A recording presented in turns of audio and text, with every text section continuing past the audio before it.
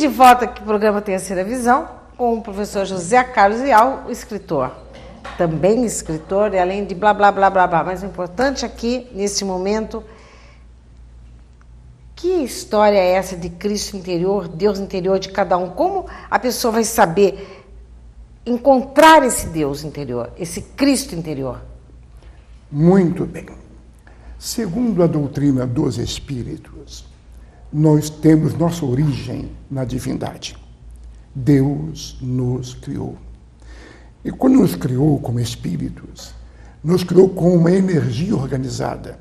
O espírito é exatamente isso. Uma energia pensante, que pensa, que deseja, que quer. Assim nós fomos criados. Então, em cada um de nós está essa energia divina, em maior ou menor proporção. Sim, mas está no assaltante? Está no assaltante. Está no estuprador? Está no estuprador. Está em toda a obra de Deus. Só que essas pessoas, ditas, entre aspas, do mal, não sabem disso, não se importam com isso.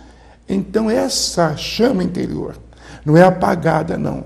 É obstaculizada, quer dizer, um obstáculo, uma parede, uma espécie de muro que impede que elas vejam essa fagulha. Aqueles que buscam a verdade, que buscam o amor, desenvolvem essa fagulha. E essa fagulha que é chamada, em algumas religiões esotéricas, do Cristo, se você quiser também, do Deus interior. Jung chamava de self. Aliás, eu tenho um livro sobre Jung, chamado Jung na Fronteira do Espírito. Infelizmente está esgotado, mas é um livro que estuda a questão da espiritualidade ou mediunidade em Carl Gustav Jung. Eu vou fazer uma pergunta que talvez não seja muito interessante para algumas pessoas. Buda, eu vou falar aquilo que eu tenho aqui, Gandhi. Porque as pessoas dizem assim, espíritos avançados, são pessoas assim, altas, elevadas. Você já percebeu e entendeu o quanto Gandhi, como eu ou como você, trabalhou nessa terra? O quanto ele sofreu? O que ele fez? O que ele lutou para uma sociedade? E Buda? Nesse silêncio todo que nós, seres humanos, fazemos, ou aqueles que não se calam, questionam, trabalham, exercem, se tornam muitas vezes mitos, se tornam nomes em que nós reverenciamos. Chico Xavier, por exemplo, em que as pessoas dizem assim, Chico Xavier?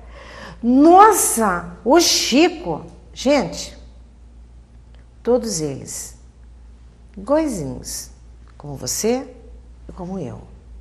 Trabalharam, pensaram, viveram, sofreram, tiveram suas dádivas. Somos quem, na verdade? E por que vamos viver ainda idealizando tanto e pensando apenas nos grandes e você não se tornar também um pensador e pensar realmente, viver que eu posso, eu sou, quando eu recebo um estímulo. A pessoa que não recebe estímulo, ela morre. Ela precisa ter, na verdade, um estímulo próprio desse Deus interior que está aí dentro de você, que você reconheça, que você exerça, que você cresça, desenvolva e deixar de querer ser parecido com alguém que tem uma grande projeção, mas ter a oportunidade de você trazer esses talentos que nós estamos falando aqui e fazer com que deixe fluir na sua medida certa, para que possamos ser exatamente aquilo que viemos fazer aqui. Professor, desculpa que eu tomei um pouco do seu tempo no meu programa, mas eu não podia deixar de falar isso, porque projeções das pessoas são grandes. Agora, cada um tem sua responsabilidade nessa terra.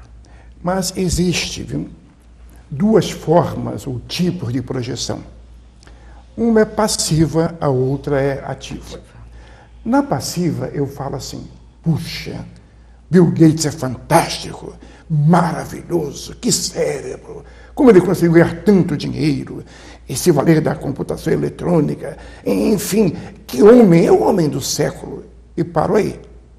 E a outra ativa é assim, Bill Gates fez isso tudo, como é que ele fez? Eu vou fazer igual. É quando você toma um modelo, por exemplo, e dinamiza aquela prática, não fica só na admiração. Ah, o Chico Xavier, que pessoa, nunca será igual ao Chico, e para ali. Mas quando você passa a ler a biografia do Chico e tenta praticar aquilo que ele praticou, você tem mais chance de avanço. E por quê? Porque essas pessoas já atravessaram o caminho das pedras. Então elas têm a receita. E compete a nós buscar essa receita. O que eles fizeram, a gente faz na proporção em que a gente pode fazer. Eu escrevi um livro chamado Trabalhando para Si Mesmo. É um dos meus livros mais vendidos e talvez aqui no Rio mais conhecido. E o que esse livro trata? Trata de um assunto que você acabou de colocar aqui, que nós temos potencialidades internas muito grandes, que nós temos poderes fantásticos, só que nós não desenvolvemos. Então não trabalhamos para nós mesmos. E se a gente começar a abandonar um pouco a admiração passiva dos modelos e começar a trabalhar um modelo íntimo que eu tenho, as minhas possibilidades, as minhas potencialidades, eu chego lá, sem dúvida nenhuma. E chego lá do ponto de vista material e espiritual, dos dois aspectos, não só de um. Não me torno apenas um guru, mas me torno também uma pessoa bem-sucedida economicamente, o que não é pecado. O que não é pecado mesmo, porque quando a gente faz aqui no Terceira Visão, José Carlos Leal, escritor, 76 livros, professor, como é que você conseguiu escrever isso? Gente, e você?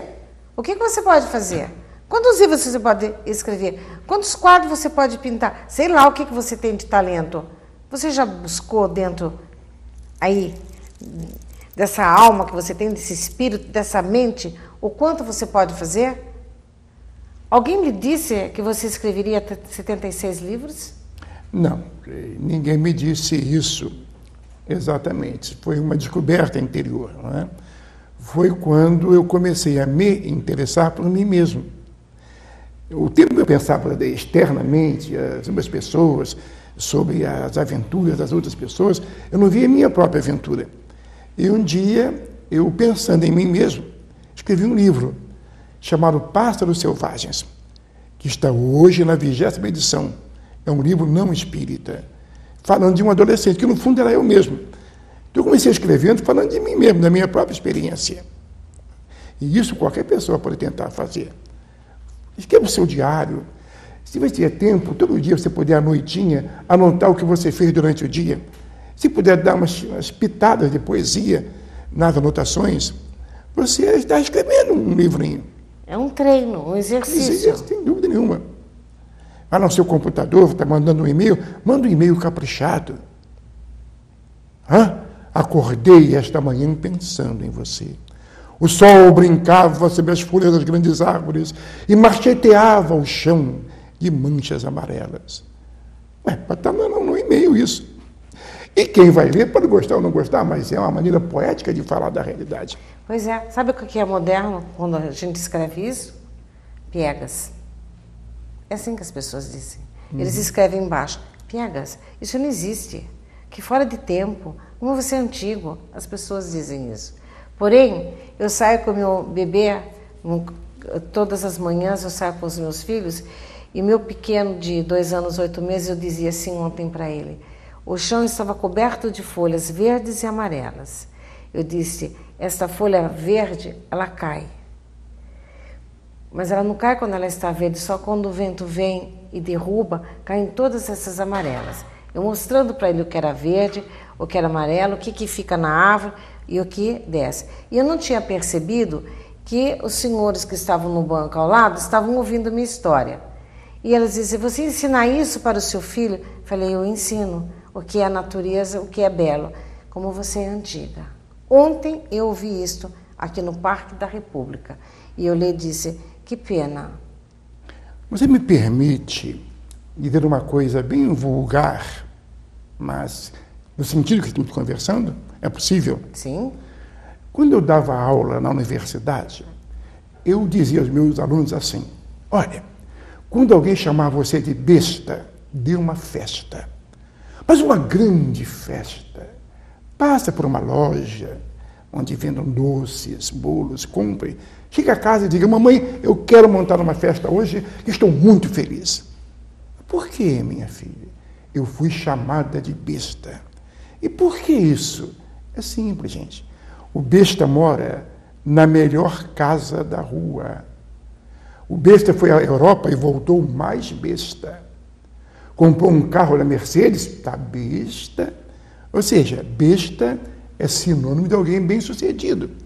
E os sapos de buraco, as pessoas que não crescem, quando vê você crescer, aí já é uma besta, está ficando besta. Parava aqui no botequim, batia papo com a gente, só quer ler, está ficando besta. Número de progresso. E essa ideia que está dizendo aí é a ideia da diferença. Eles percebem que você é diferente quando fala aos seus filhos. Então eles dizem que é ultrapassado, por quê? Porque eles não podem ser diferentes. Então atacam aquilo que não conseguem. Professor, gostei muito quando o senhor disse agora há pouco que esse é um grande ensinamento. Do pouco que nós falamos aqui, tem um grande ensinamento. Capricha no seu e-mail. Porque as pessoas, hoje, elas não estão mais olhando nos olhos. Elas estão o dia todo no computador, o dia todo no telefone. Oi, filho. Oi, o que, marido? O que, mãe? O que? Nossa, você já tem cabelo branco? O tempo já se passou e ninguém mais se enxergou. Então, que façam, pelo menos, um pouco de exercício para caprichar os e-mails, para colocar um pouco da sua essência, da sua beleza, porque ainda existe essa conquista. E um detalhe interessante, que eu chamo a atenção do telespectador. A opinião das pessoas não tem grande importância. A importância maior é a opinião minha a meu respeito. Se, por exemplo, um professor ficar irritado com um aluno e disser o seguinte: você jamais vencerá na vida, você está tirando notas vermelhas comigo, você é um péssimo aluno, você está condenado ao fracasso. Isso pode estimular o garoto a provar ao professor que ele não é aquilo. E na prova ele tira 10. Agora, quando eu digo eu sou fracassado, aí eu fico fracassado mesmo. Que eu estou dizendo que eu sou fracassado. Então, cuidado com o discurso. O discurso dos outros merece a nossa observação, até o nosso respeito, mas não significa. Agora, aquilo que eu digo para mim mesmo, isto realmente significa. Aquilo que eu penso a meu próprio respeito. Eu tenho que encerrar o programa, professor, infelizmente. Que pena. Mas o pena nem começamos. Professor, eu só volto aqui no terceira visão, numa outra oportunidade. Sim, desde que eu tenha agenda, não há nenhum problema. Então, sua mensagem final. Eu confesso a vocês que eu não gosto muito do programa de rádio e televisão por causa dessa questão da mensagem final, né? Que dá a impressão que você sabe alguma coisa. Gente, eu não sei nada. Quanto mais sei que não sei. Então, não tenho muita coisa a dizer a vocês, a não ser que trabalhem por vocês mesmos. Acreditem que vocês podem. Creiam que vocês têm forças interiores, têm talentos. Coloca isso em prática, coloca isso em ação e cresça como pessoa. Ser ou não ser, eis a questão. O programa Terceira Visão será aqui na próxima semana. Eu, você, aqui e agora. Terceira Visão. Até mais. Tchau, tchau.